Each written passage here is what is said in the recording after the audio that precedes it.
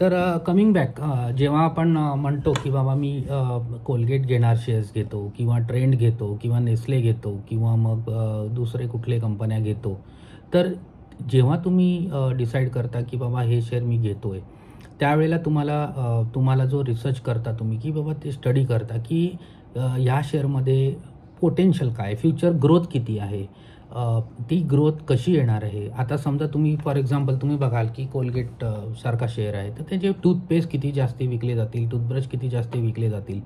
Hindustan Unilever बघितलं तर त्यांचे मल्टिपल प्रॉडक्ट्स आहेत आणि त्या मल्टिपल प्रॉडक्ट्सचा सेल्स होत असतो. प्रत्येक प्रॉडक्टमध्ये व्हॉल्यूम ग्रोथ किती आहे हे तुम्ही मागच्या क्वार्टरच्या परफॉर्मन्सवर बघू शकता की बाबा किती व्हॉल्यूम ग्रोथ झालेला आहे हिंदुस्तान लिव्हरच्या प्रॉडक्ट्सचा आणि पुढे किती होईल हे सगळं तुम्ही बघू शकता. मान्सूनचा ट्रेंड बघू शकता की मान्सून कसा काय प्रोग्रेस करतोय अख्ख्या इंडियामध्ये, कारण ओव्हरऑल मान्सूनच्या प्रोग्रेसवरच रुरल इन्कम्स वाढणार आहेत.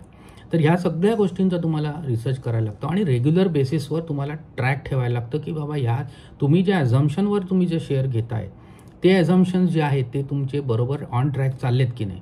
आता जेव्हा तुम्ही FMCG कंपनीचा शेअर घेता तर monsoon is the main factor आणि रुरल इन्कम्स, अर्बन इन्कम्स ते सगळं येतं.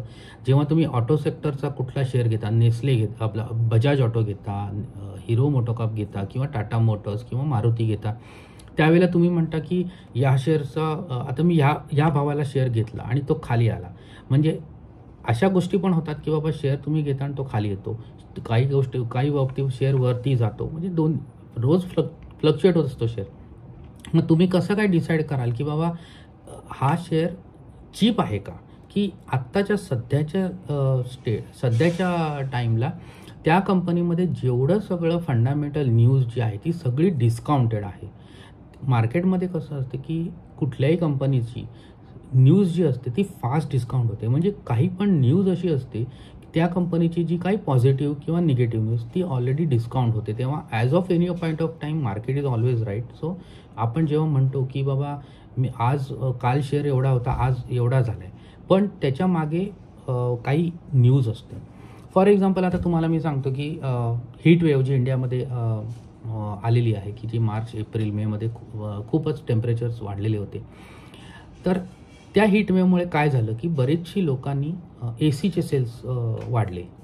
आता ते वाढलेले शेअर्स जे सेल्स आहेत ते जून क्वार्टरमध्ये नंबर्समध्ये रिफ्लेक्ट होतील.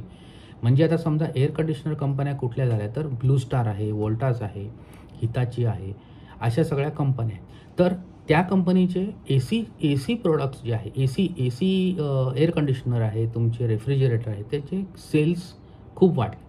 आता तुम्ही म्हणाल की चला मी ब्लू स्टार घेतो, वोल्टास घेतो, पण तुम्ही जेव्हा बघाल त्याचा चार्ट बघाल ब्लू स्टारचा, तर ऑलरेडी लोकांनी आधीच घेऊन ठेवलेलं आहे. म्हणजे काय होतं मार्केटमध्ये काय असतं की इन अँटिसिपेशन, म्हणजे पुढे काय होईल त्याच्या बेसिसवर आधीच लोक विकत घेतात. म्हणजे असं असतं की ते असं नाही बघणार की बाबा क्वार्टरचा रिझल्ट आल्यावर मग आपण शेअर घेऊ. चॅनल चेक म्हणून एक प्रकार असतो की जे लोक कंटिन्युअस बेसिसवर डिस्ट्रीब्युटर्सशी बोलत असतात, कंपनीशी बोलत असतात आणि ओव्हरऑल मार्केटमध्ये काय चाललं ते बघत असतात. आता तुम्ही विजय सेल्समध्ये गेला तर तिकडे तुम्हाला बघितलं तर ACचे एअर कंडिशनरचं तुम्हाला कळेल की बाबा किती कसे काय विकले जात आहेत.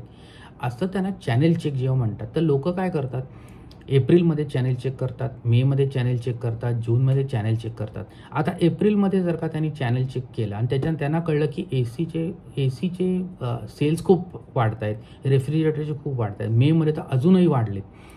आता जेव्हा ही न्यूज जेव्हा चॅनेल चेकमधनं काही इन्व्हेस्टर्सना कळते तर ते इन्व्हेस्टर आधीच शेअर विकत घेतात, ब्लू स्टार, वोल्टास किंवा अजून कंपन्यांचे शेअर. तर आपण काय विचार करतो, आपण म्हणतो की बाबा जूनचा रिझल्ट आल्यावर बघू आपले नंबर्स काय आहेत, किती सेल्स ग्रो झाला आहे, किती प्रॉफिट वाढला आहे, कारण आपल्याला माहिती आहे की ACचे सेल वाढतील कारण हीट वेव्ह आहे.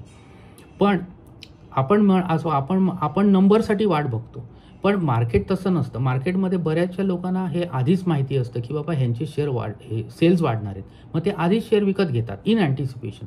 आणि जेव्हा रिझल्ट येतो त्यावेळेला ते बऱ्याच वेळेला असं होतं की खूप छान रिझल्ट येऊन सुद्धा शेअर खाली पडतो. ह्याचं कारण काय की हे अगोदर ज्यांना माहिती असतं हे आधीच शेअर विकत घेतलेले असतात आणि जेव्हा रिझल्ट येतात त्यावेळेला ते शेअर विकतात आणि प्रॉफिट घेतात. म्हणजे असं सगळं शेअर मार्केटमध्ये चालतं. तेव्हा तुम्हाला जर का शेअर मार्केटमध्ये काही पण शेअर्स कुठलेही विकत घ्यायचे असतील तर तुम्हाला थोडं पुढे जाऊन फ्युचरमध्ये बघायला लागतं की बाबा फ्युचरमध्ये कसा काय तो शेअर त्याचं सेल्स कसे होऊ शकतात हे थोडंफार आपल्याला प्रेडिक्ट करायचं असतं. काही ॲझम्पशन्स लावायचे असतात की ह्या ॲझम्पशनच्या बेसिसवर हा शेअर कसा होईल, पुढे जाऊन किती वाढू शकेल का खाली येईल, की त्यांचे सेल्स ग्रो कसे करतील, व्हॉल्यूम ग्रोथ कसे वाढतील, ह्या सगळ्या गोष्टींचा अभ्यास करायचा असतो. प्लस त्यांचे रॉ मटेरियल प्राइसेस कसे काय मूव्ह होत आहेत ते बघायला लागतात.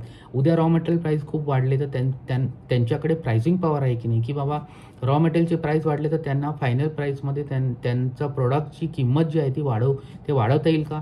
आता सोपची किंमत आहे समजा 2 रुपयांनी वाढवली तर त्यांचा व्हॉल्यूम इम्पॅक्ट होईल का, या सगळ्या गोष्टींचा विचार करायचा असतो.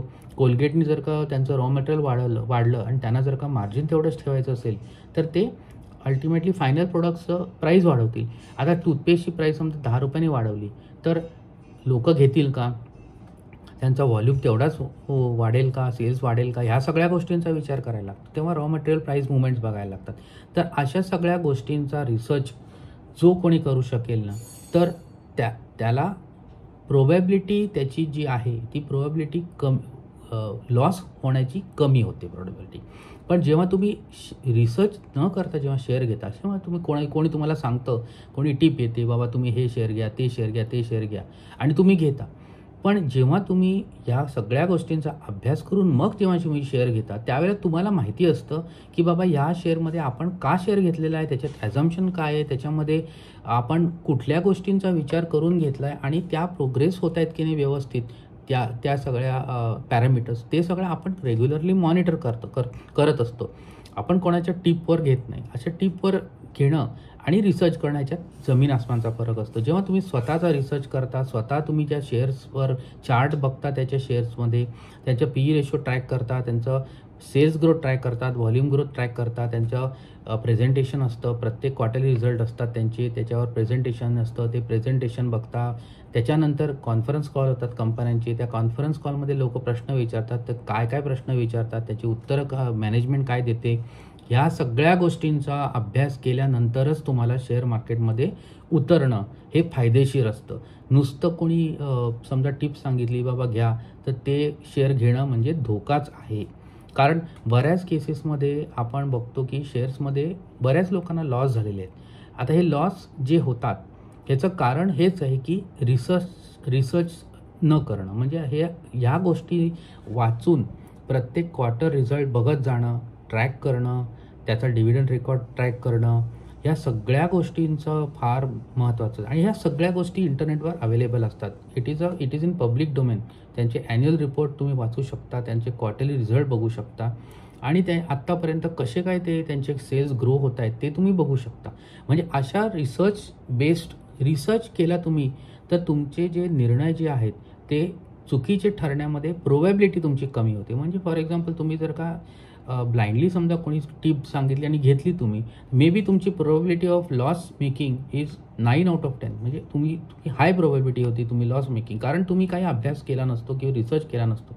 पण जेव्हा तुम्ही रिसर्च करून अशा गोष्टी शेअर्स घेता त्यावेळेला तुम्हाला एक टाईपचा कंट्रोल असतो की बाबा ह्या शेअरमध्ये ह्या गोष्टींचा मी ॲझम्पशन केले, त्या बेसिसवर ह्याचा क्वार्टरली रिझल्ट असा आला आहे, त्याच्या पुढच्या क्वार्टरचा असा आला, त्याच्या पुढच्या क्वार्टरचा असा आला आहे. त्या बेसिसवर तुम्ही बघू शकता की बाबा तुमच्या ॲझम्पशनप्रमाणे परफॉर्मन्स त्या कंपनीचा कसा आहे. तर ह्या सगळ्या गोष्टी महत्त्वाच्या गोष्टी आहेत. तर आजच्या दिवसासाठी एवढंच आहे. पुढच्या व्हिडिओमध्ये मी अजून काही शेअर्सबद्दल काही सांगेन. तर नमस्कार.